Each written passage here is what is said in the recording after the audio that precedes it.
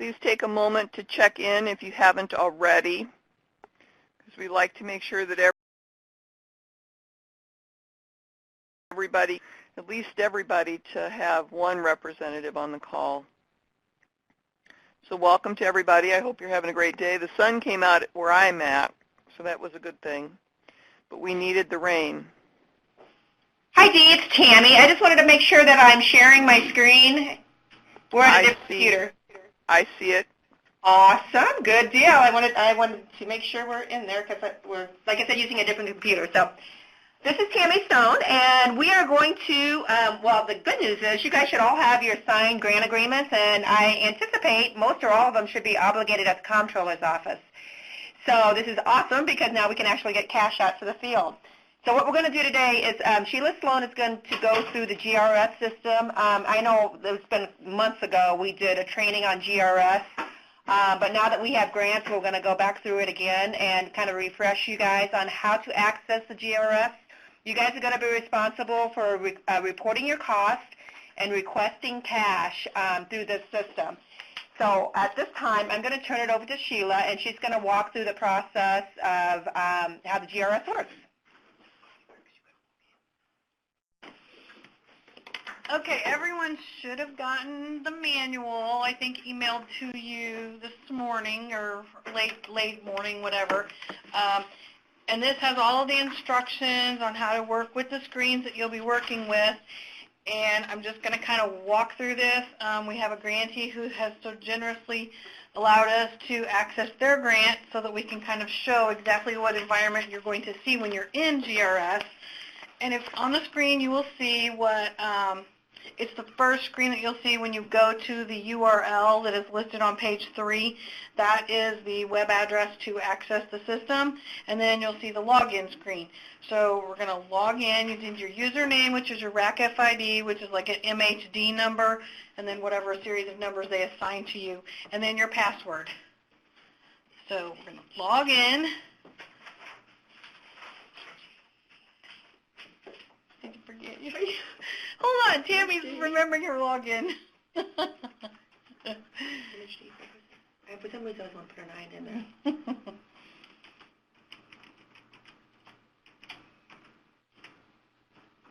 Hopefully this will get us in. Hey, there we go.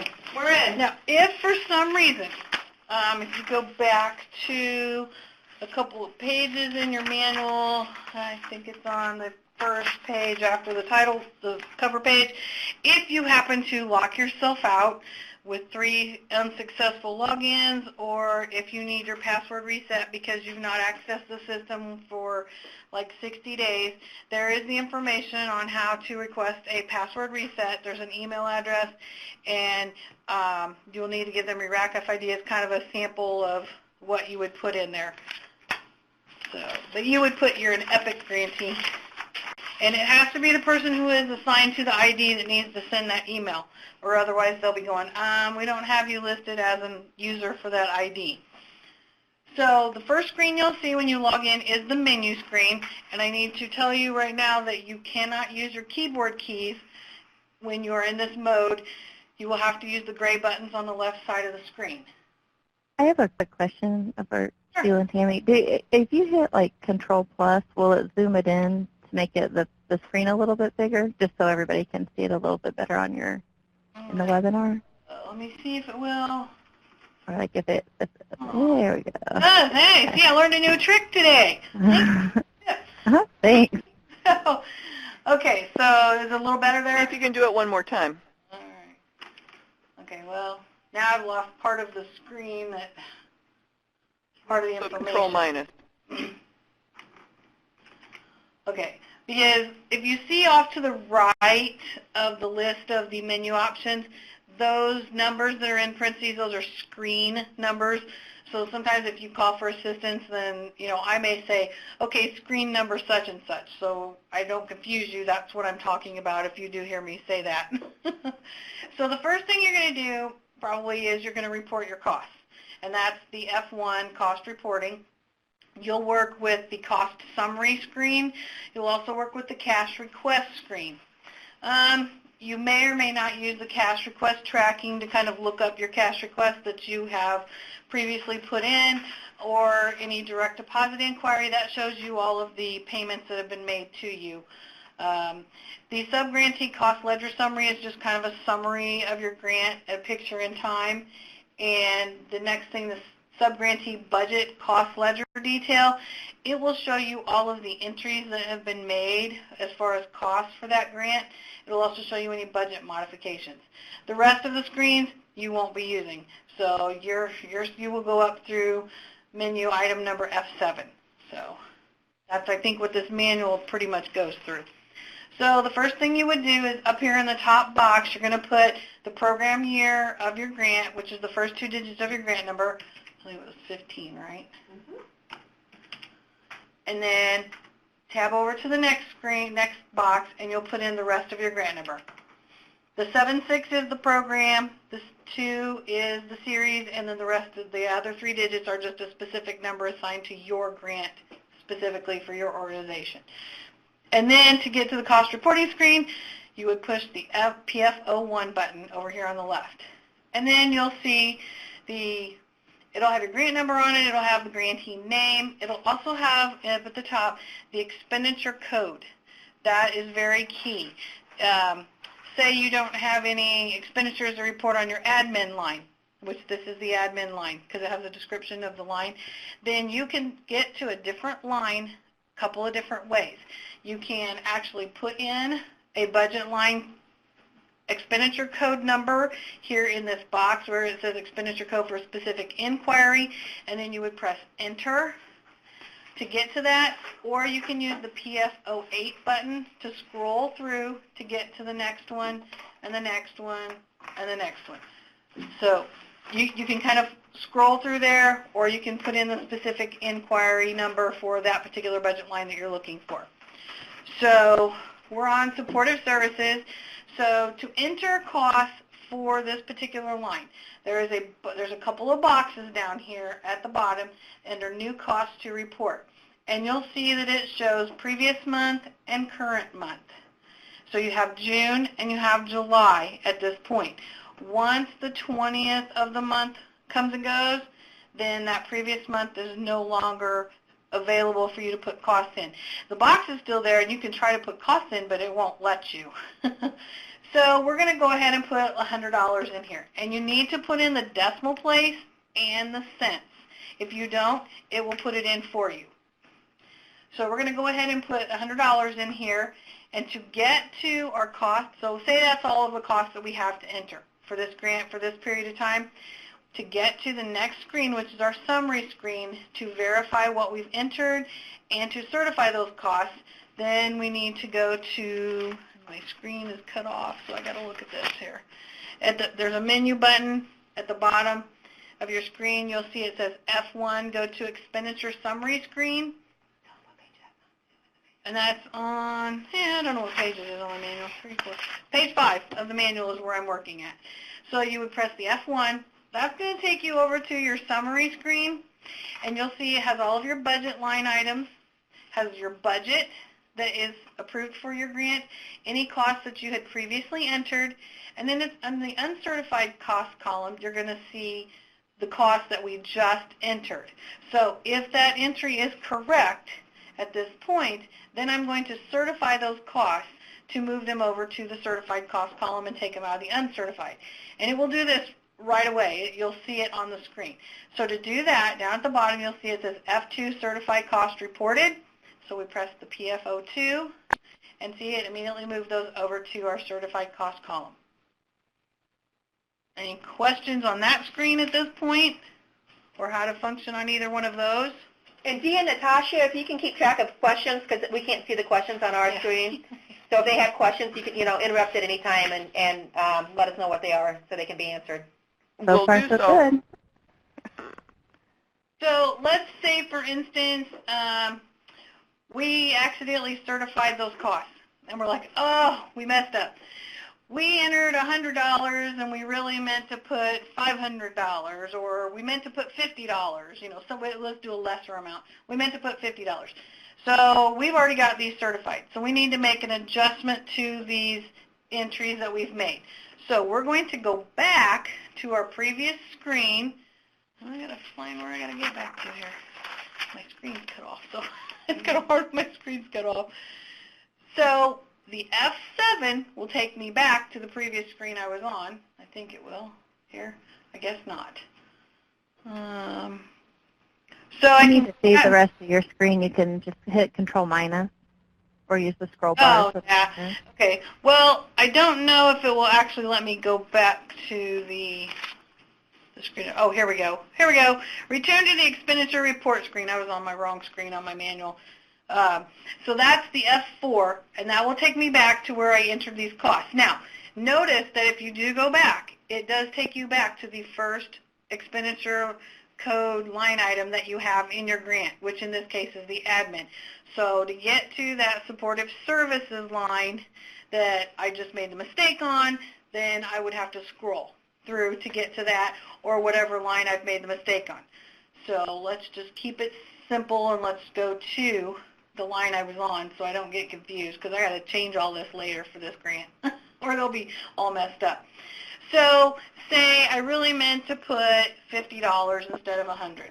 So to decrease that amount, to make that adjustment, I would put in 50.00 and put a minus sign after it, and that should reduce it.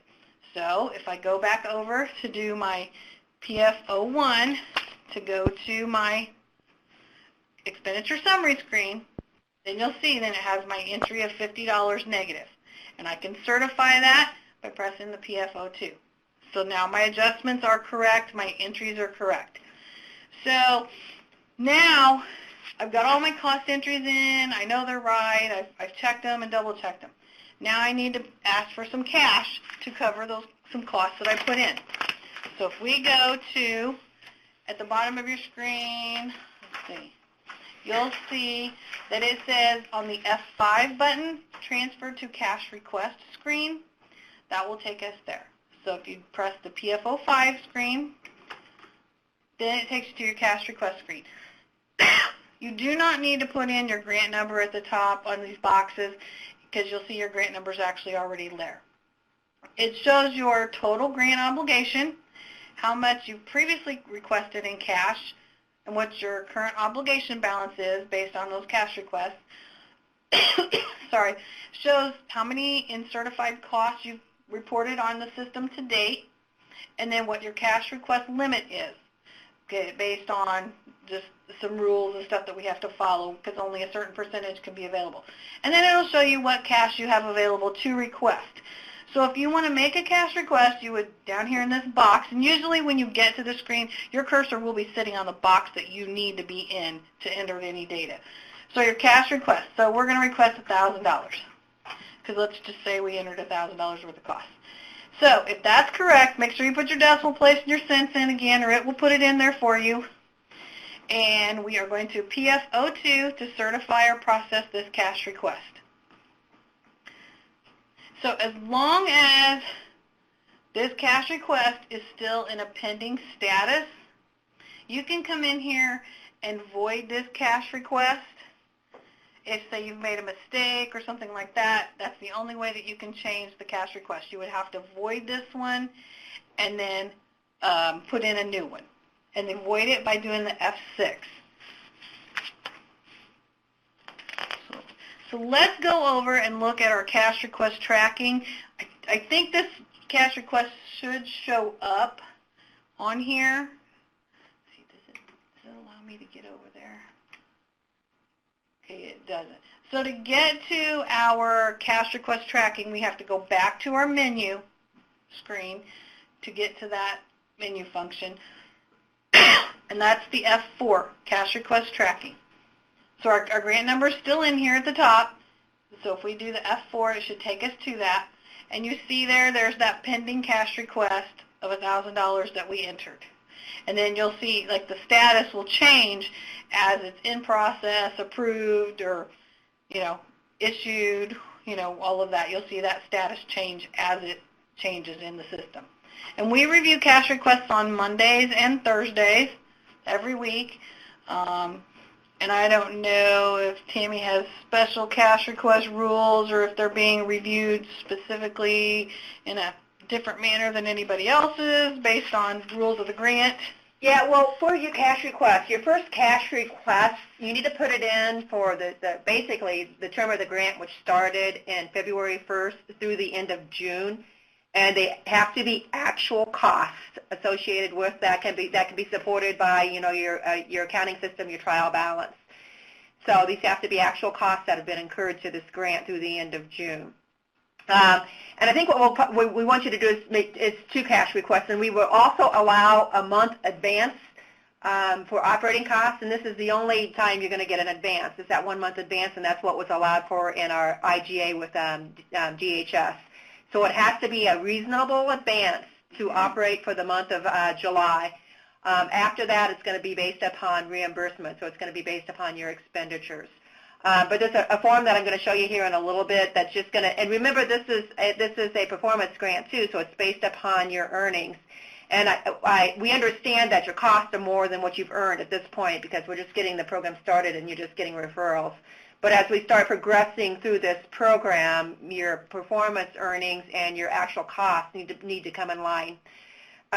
So we'll be definitely taking a very close look at this first cash request, and I will, potentially be requesting information from you guys to substantiate, the cost that you're putting in there and the cash that you're requesting. Okay, so let's go look through. There is a question. It says, should we be doing a June cash request before July 20th? Cash is a little different than reporting costs. Cash requests you can make anytime. I mean, the 20th deadline is so July 20th is the deadline to report any costs that you've incurred through June. So, that's the deadline. And once the 20th comes and goes, you will not be able to enter those as June costs. So keep that in mind. And please, please, please, we have some of our regular grantees that we've dealt with for years that sometimes do this. Do not wait until 4:30 on the last day, like the 20th, and then call us and say, I need my password reset. I leave at 4:30, and the people in the IT staff area that can reset that password are usually gone by that time as well because they start very early. So please, please try to get everything done or try to access the system and get everything input by 3 o'clock that day. So if you do run into issues logging in or accessing something, then we have a little bit of time to kind of correct it or help you out if you need that assistance. I've had people email me at 5:05. On that day, and I'm like, at 5:05, I'm gone. I've been home for a while. So. Yeah. So just make your deadline maybe the 19th instead of the 20th. Yeah. Do they need to do a cash request before, for June, right away, or? Well, yeah, and I'm anticipating you're going to want to do a cash request right away. So they're going to need to put costs in at least through, what they can, current costs as far as you can. So. But she says you have until July 20th to put in your June costs. And if the 20th falls on a weekend, it's the Friday, the last working day before the 20th. So if it falls on a Saturday or Sunday, then it would be that Friday. So if you can't get your June costs in, then just go ahead. You should know by now what your costs were from February through May. So get those costs in, and then you have until the end of June or end of the 20th of July to get your June costs in. But we need some costs to substantiate what you're requesting because some of those are already incurred. They're incurred costs that you've already expended. And then some of that will be in advance. So like I said, what I want you to do with a cash request, well, I'm trying to think cash request. I guess there is it. And I'm kind of thinking as we're going because we are going to have actual costs and you're going to have an amount that is forward funded. If you want to just do one cash request, you can do that, but send me the breakout of what is actually incurred cost and what is forward funded.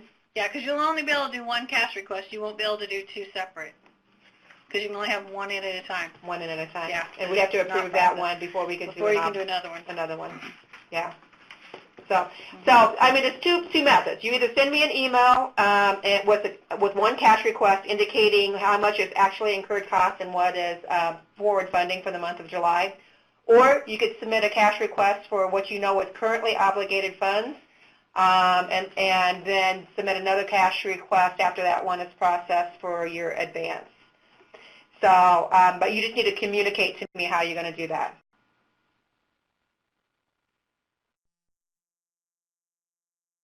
Okay. Any other questions right now? No, there are not. Okay. I'm going to go back to the main menu and just show you these other couple of screens that you can utilize. They're kind of informational.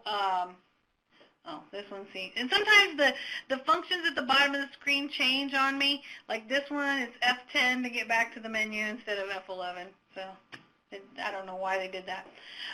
So like the sub-grantee cost ledger summary, it's a good kind of a snapshot of your grant at a point in time. So you would do the F6 to get to that, and you put in your grant number. And a couple of things you can do is you can narrow these fields down. You can narrow the period down, like the beginning date that you want to start with, and the through date, like you want the current date. If you want the current date, what it is as of now, you would just then hit the enter, or you can narrow these fields down, a from and through dates if you want. I'm just going to show the point in time. So you'll see here it's got your expenditure codes, your description of that line item, your total budget for those line items, how much in costs that have been reported to date, and then what your balance is for each of those lines, and your grand totals for the whole grant. So it's kind of good information if you just want a snapshot of your grant in a point in time.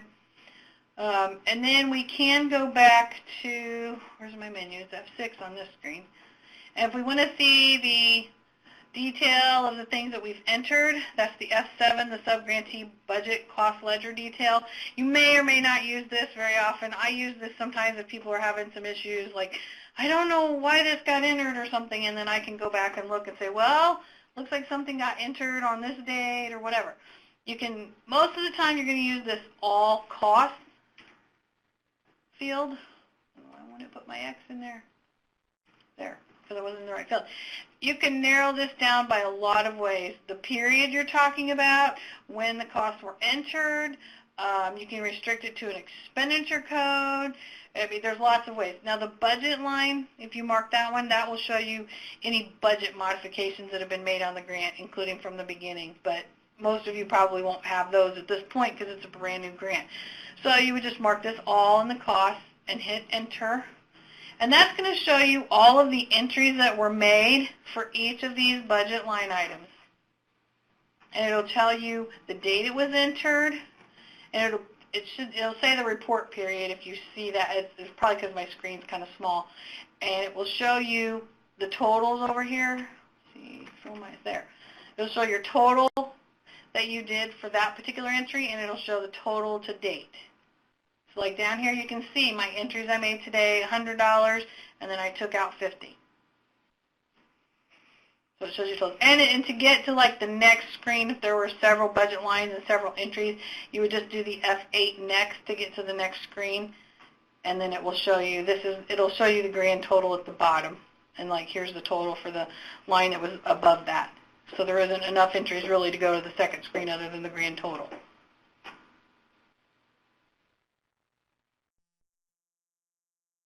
Okay, so that is basically the screens that you'll be working with in here. Does anybody have any questions on any of these screens? Or has everyone accessed the system so far? Yeah, I'm anticipating, because we probably set up your RAC FID and your passcodes, and it's been past the 60 days. If they don't remember their RAC FID, should they contact Judy for that? Or their RAC FID? Yeah. They should have their email. Their email? Okay.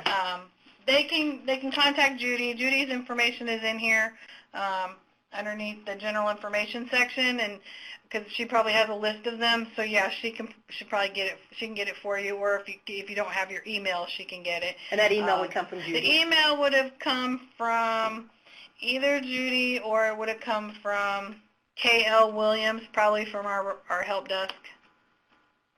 And it would have said, you have a new RAC FID assigned, and it should give you all the password rules, and this is your temporary password, and all that kind of stuff. Who did those emails get sent to initially? Would that be the executive director of the organization, or? whoever filled out whoever's name was on the form that was filled out for the RAC FID access, the external user ID request form that's in the very last part of the manual, the very last page, whoever's name is on that form as the access for, that is who it went to, whoever's email is on that form. And it could, in many cases, it's maybe somebody in the financial It's usually office. it should be a fiscal person because we always tell the grantees it should be the person who's going to be doing the data entry into the system, because that's the person that is going to be sending the email going, oh, I can't get in, can you reset my password? The executive director doesn't have time to deal with that stuff, probably. All right. So more important things to worry about. Judith, does that answer your question? Can we minimize this and see? So like you said, you would look for an email from Judy Hunt or K.L. Williams. K.L. Williams in your email, and that should provide you with your RAC FID number. And more than likely, you're going to have to reset your password potentially anyway because it's past the term probably. Yep, and that email is there underneath general information under RAC FID request, password resets, connectivity issues. All right. We do have somebody typing right now. Okay. If I minimize this screen, will we be back to where we can see the chat pod and stuff? Or Yeah, maybe. I messed up. I'm such a pro. Yeah, it's okay. Use that right there. Click on that icon. Wow. Let's see. No, click on the black and green square. Yeah, was clicking on that. Oh, here? Click there, yeah. Here. And there should be a maximize button up in the upper corner. And then Gwen is asking, can we request funds from February through June? Yes. Yes, like I said, and just to clarify, I think probably the best way of handling this, I was thinking that this, when you request funds, because I'm going to be the one that's going to be approving the cash request too, and I don't get a notice that necessarily tells me that you've requested cash. So send me an email, and in that email, identify of that cash request how much is accrued cost and how much you're requesting for an advance for the month of July. So why don't we just do it that way when you do your cash request and break that out. And then if I have any questions regarding your costs, then I will contact you individually, and just for clarification, if I need to, figure out what your costs are, I'll ask for clarification. Something else that's going to be coming down the road here too is we've got you've heard me talk about GATA probably a lot. And with GATA, there's going to potentially be some changing in the GRS as far as line items and how we're reporting information, so we can comply for GATA. But we'll be discussing that, on a different webinar. We just want to be able to get you in here so you can start requesting cash and reporting costs. Cheryl asked Tammy what formula is reasonable to request for the advance.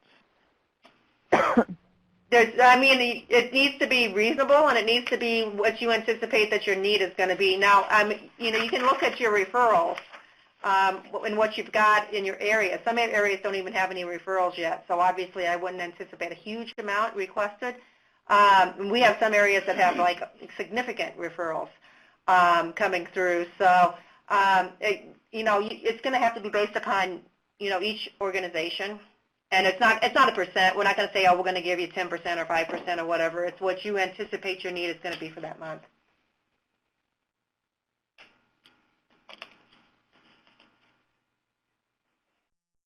Anybody else have any other questions on this? I don't see any other questions being typed right now. Like I said, once again, what you need to do then is go in and put your cost in that you have incurred.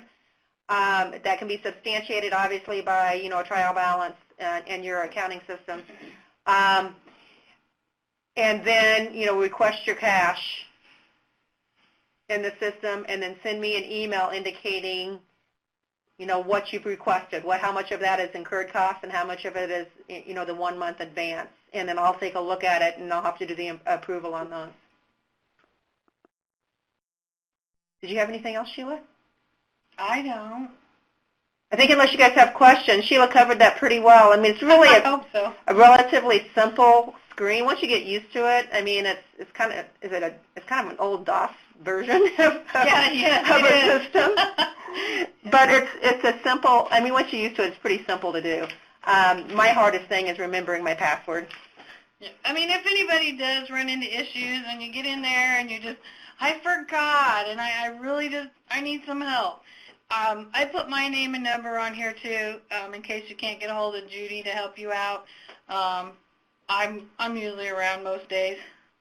I will have to be out the week of the 18th monitoring, but you know, you can always call me for assistance too. Okay. With that then, thanks Sheila, I appreciate it. Somebody Got another question? Somebody else is typing. I don't know what they're typing. Okay. We'll wait for this question. Okay. Cheryl says we submitted a report through the end of May. Should we do another report including the amount from May in the June report? Probably the report you're discussing was the quarterly report. This is different than the DGR, the quarterly reports that we required and that we had to have in the system prior to you guys being able to get your grants. So what you're doing with this is you're actually going into the system and you're reporting your costs and requesting cash, and then you're just going to send me an email and let me know what that breakout is. Cheryl, I think what you're talking about is our quarterly reports, and we will have another quarterly report that is going to be due the end of July that will cover April, May. It will cover basically June because you already submitted, you guys just submitted a report for January, February, and March, and I think this one will be covered in April. This will cover May and June.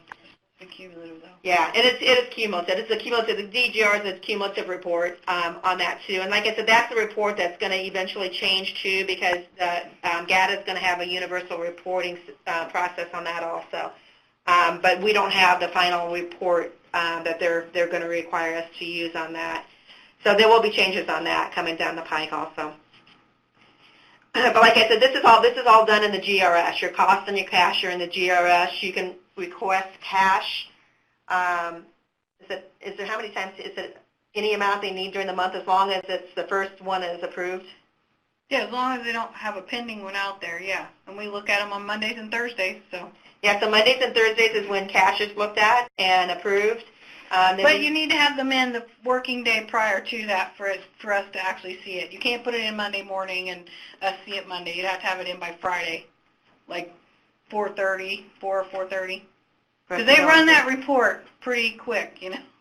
And then once again, you have to have your cost in by the 20th of the month for the prior incurred month's cost.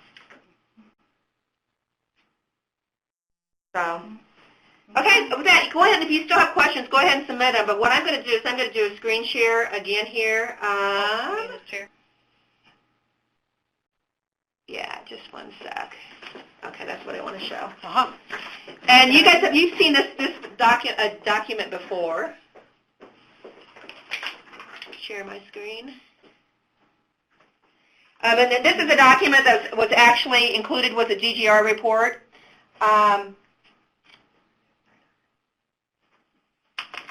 Originally.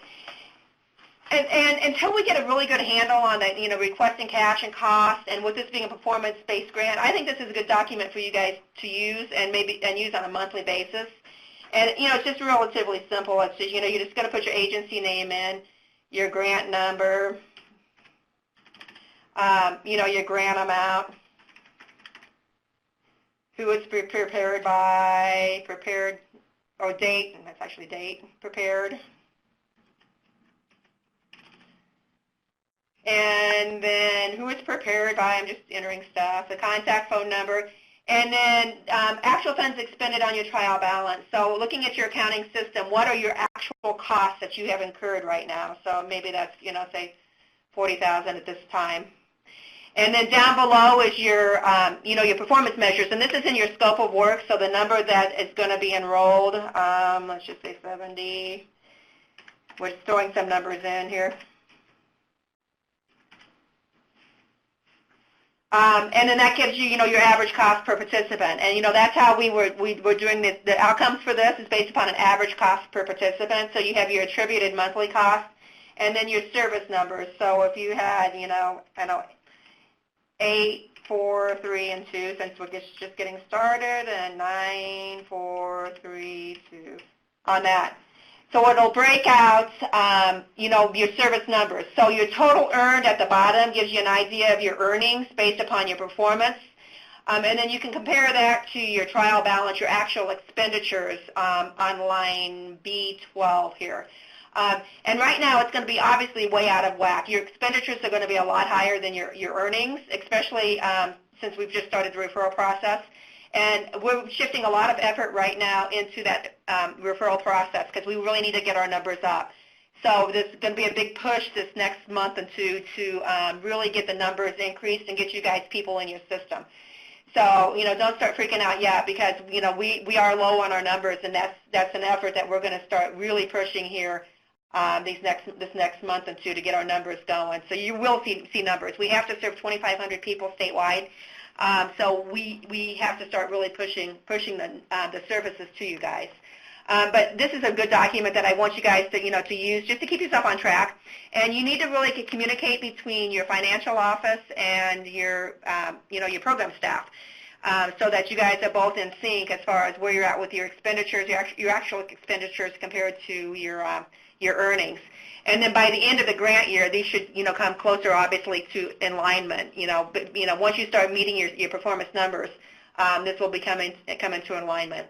And then once again, and we've discussed this before, it's the way this works is if you meet your performance measures, then obviously you keep, and you've expended. Let me put it two things: you meet your performance measures, and you've expended the funds in accordance with the grants and how it's supposed to be expended. Then those are all allowable costs. If you, come short on any of those measures, then the attributed cost per measure is what's considered to be a disallowed cost to the grant. So I just wanted to bring that up again so that you're aware of that. But this form is a downloadable one in the webinar. So download that, and I would like for you guys to use this on a monthly basis, and I may ask you to submit this to me when you're doing a cash request also, so I can kind of just verify where we're at based upon your trial balance. And based upon your performance. And then I may also request, your trial balance has to be submitted with each quarter with your quarterly reports. But there may be times when I'm going to request a trial balance, in the meantime, just to see, how your costs are coming out based upon your actual expenditures.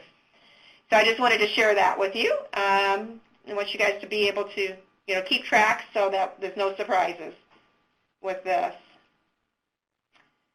Okay, let me get back. There we go. Does anybody have any questions on that specific document?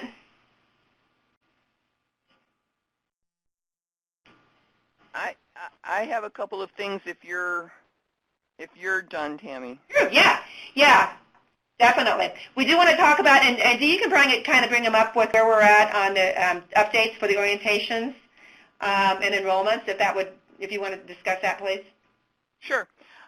We have gone through several of the initial new phase orientations, and it seems like people are really appreciative of the speedier process. We have run into a couple of glitches, just little things that is going to take a little bit of timing adjustment. I was in the field yesterday in Chicago, and I think it was a slow day just because of the day after the holiday. I'm going to be back down there tomorrow morning and see how the process actually goes there.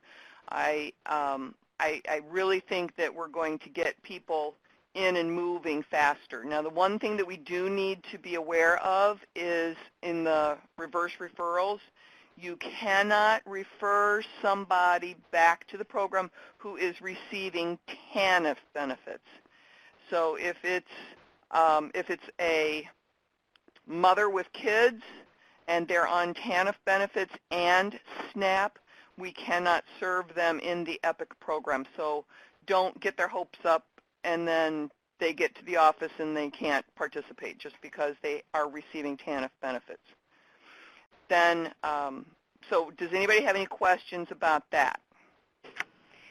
And Dee, to add to that, if you're working with a client and your client tells you that, oh, I'm no longer on SNAP benefits, or my child moved in with me or whatever, and now I have TANF benefits, and if they let you know that, you need to convey that to the DHS caseworkers, because we don't want you guys to be put in a position where there's disallowed costs and you're serving these individuals when they're no longer eligible. So being on TANF benefits is one of the things that is not allowed under the EPIC grant. Once again, if you've already obligated the services, so if you put them in the training program and it's paid for, they can continue that. You could no longer offer supported services or case management, but they could continue with the training program. So I just wanted to make that clear if that conversation comes up with clients, that you need to address that with their caseworker, DHS caseworker. So the question was asked in the chat pod, how about SNAP participants that have dependent children under the age of 18? You have to ask them, are you receiving TANF benefits as well? If they answer you yes, then they cannot be reverse referred to the EPIC program, because temporary assistance for needy families is almost always limited or restricted to families who have children under the age of 18. And there may be instances where they do have children in the household and they are not on TANF.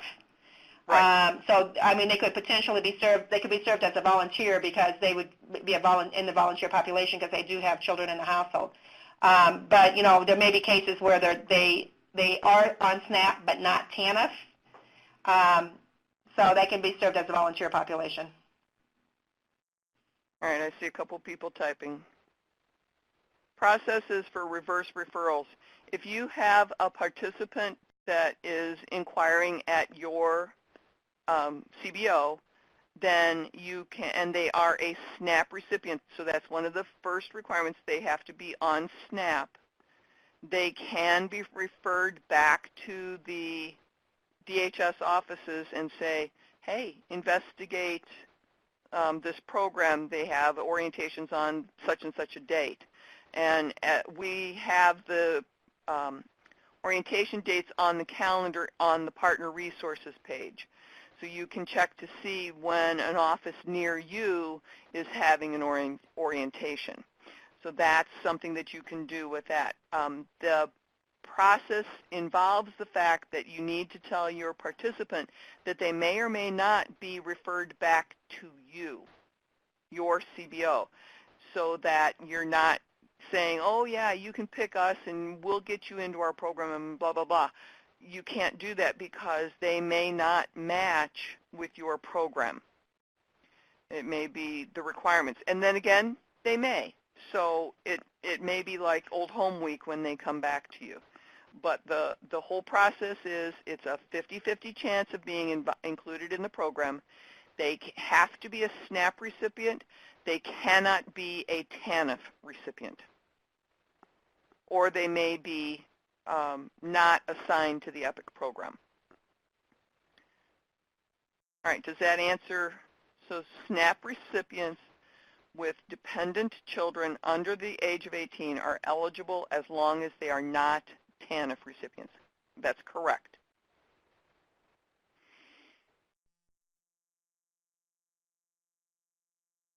They would be voluntary participants in the program. And one of the, well, not requirements, but one of the things with this program is our target population is ABODs. So, primarily that's what we're looking at serving, but there is that, capacity to serve those that are considered to be non-work registrants in this program too.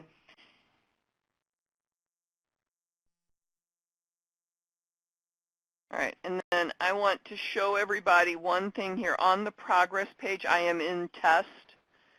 On the progress page, when you are, and I cannot stress this strongly enough, when you are trying to upload a 2151, it needs to be downloaded and manipulated in Adobe Acrobat, and then you select this first button to upload the form after you have saved it to your computer. It will not take the form if you made the changes in the browser window. You have to use Adobe Acrobat. If you have a document that has been signed by the person or filled out by hand, that goes into the second one. And Natasha and I were talking this morning, we're going to change this button so that it says something different and it's in the reverse color so that you won't get as confused. Yeah, and then also, if you want to zoom in just a tad bit on that, one of the other things, if you want to do a quick check to see that it read, if you want to use that word, read the form, I think it says, what does it say, referral status, that column that right before the form. If it doesn't read it, it'll be blank. But if it reads it, it'll document what is the referral status. So if you upload the form and you don't see that referral status right there, then it means that either you used the wrong upload or you didn't do it in Adobe. And then if you want to show them, can you go down to your Adobe little downloads and then right-click on the arrow, like right next to it? These are real people. Well, just you don't have to open it. Just right-click on it or click on that little arrow deal so the menu shows up. I think it says something like open with Adobe or something like that, like always open with Adobe. I think it's like that. You can choose that where it says always open with, and then you don't have to worry about remembering to check that it's opening. Because Chrome sometimes, like, you can open it in Chrome, and it just seems like you're doing it in Adobe. You don't think anything of it. But if you click on that little arrow and always open with, I think it says Adobe something. I can't read it hardly, but System Viewer. Always open with System Viewer. So then if I open that up, when I download this, so if I download this, it should tell me, it should pop up into the viewer, is what Natasha is telling us. And it's thinking still. There we go.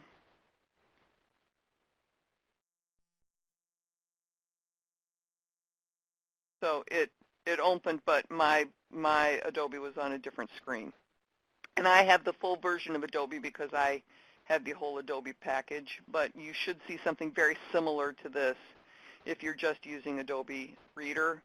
And then if you go over here to fill and sign on the right-hand side, if you can't automatically just click an X here, type a date here. So if you click client assessment completed, it needs to be in this first date, and an expected service date needs to be on here.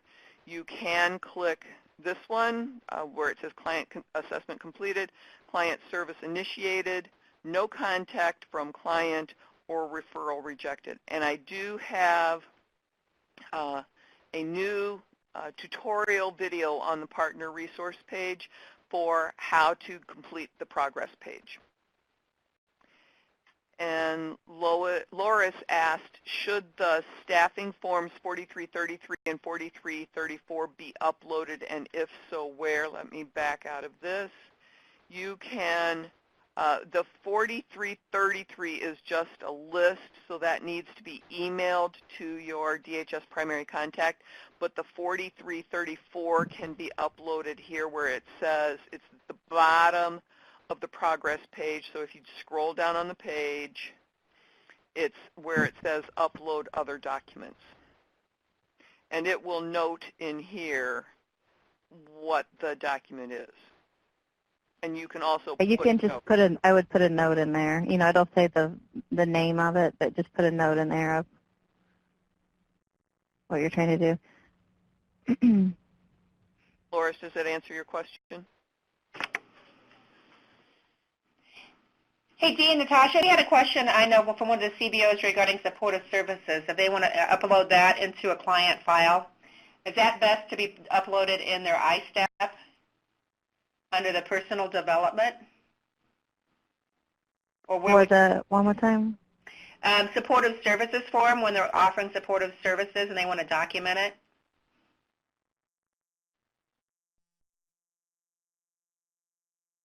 I would think that, go ahead, Dee.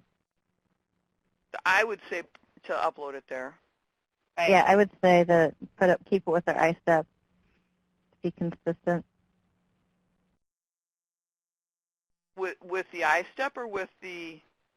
Well, I guess it depends. Well, they have we have personal development in the ISTEP, but if you want to keep it with that. Have we added the tab to upload documents? Mm-hmm. I think so. Is that not on?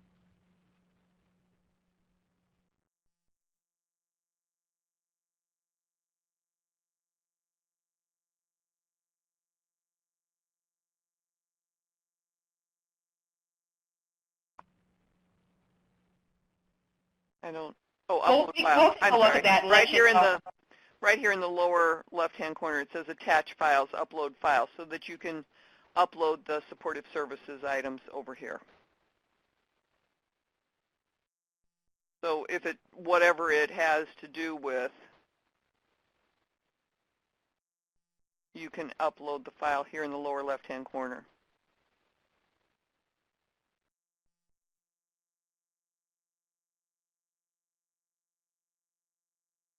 Okay. Is that everybody's questions now? All right. And then did you want to do this last polling question? Yeah, we're going to, one of the things that we want to start looking at when we're doing our webinars, and then we're also working on establishing a grantee meeting. We'll do one in Chicago and then one in Springfield. But we want to find out from you guys topics, best practices and topics. What is, the most significant, most important to you of these of these 6 topic areas that you would like to get some information on, and or where do you think that you've got some techniques that are considered to be best practices that you can share? So what we're going to want to know from you guys is, okay, this is information that we would like to get, but also we have some practices that we think that are good to be shared with, because when we do the webinars and then when we do the in-person meetings, you guys are going to run this section. You're going to do the best practices, and you're going to share your information with this. So, if you have PowerPoints you want to put together, or if you have printed materials, you can always send them to us, and we can get those, printed for you, and if you want us to print them. But we want you to share your information. I mean, we're a community, and we want to be able to really share our efforts and our work so that we can all benefit from it. So that's the intent of this. And then we'll be reaching out to you guys to find out, where your best practices are and your stronghold, and what you can add to this group as far as techniques and ideas.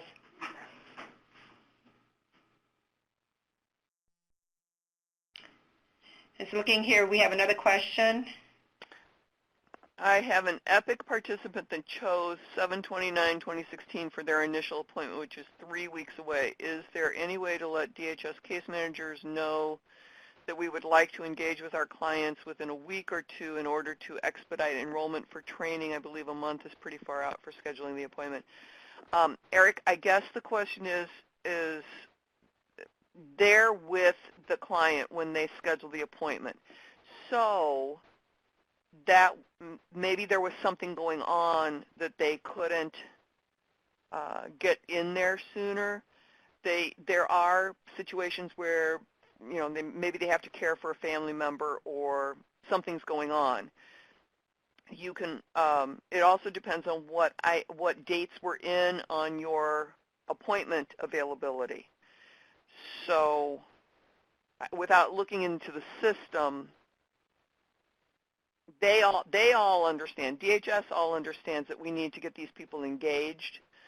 So there had to have been some sort of a specific reason why they scheduled it that far away. So what we're going to probably need to do on Friday is talk to DHS and ask them about making case notes if there's a reason why they've scheduled somebody that far out.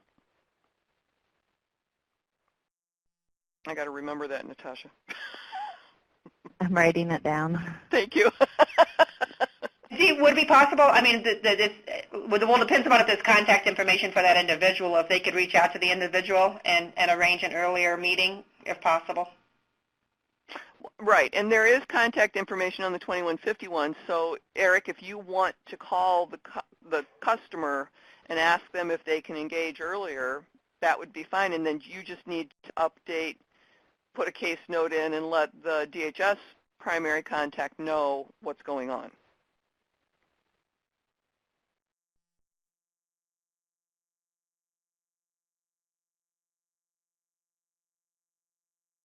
Okay, we have Eric writing.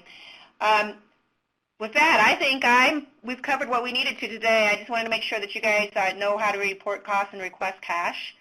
Dee and Natasha, is there anything else you wanted to cover? I'm pretty good right now. We do, I'm not sure how many of you have spoke to Olivia, but she is going to be reviewing, keeping an eye on the enrollment dashboard.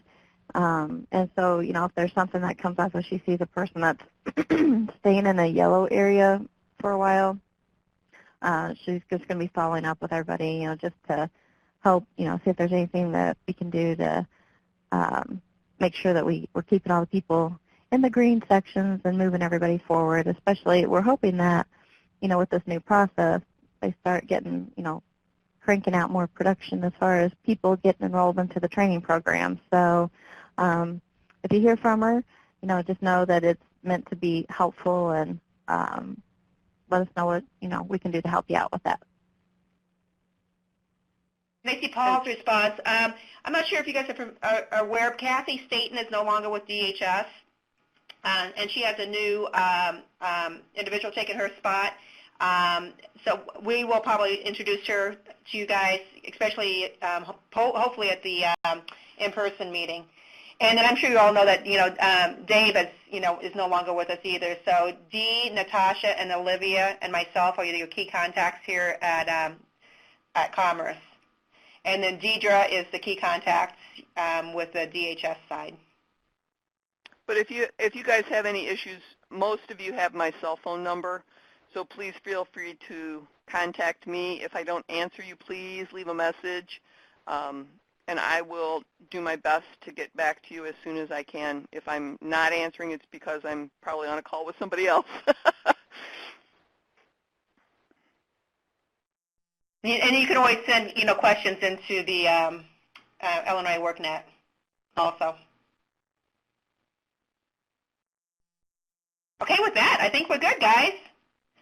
Like I said, just plan on getting more. Natasha and I typed at the exact same time.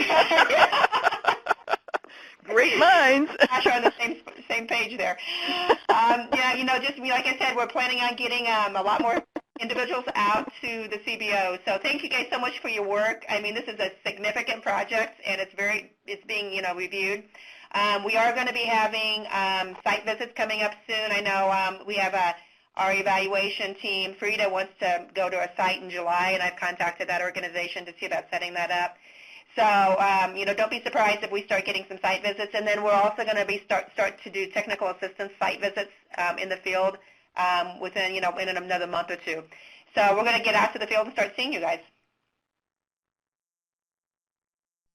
Take care. Have a great day. Bye.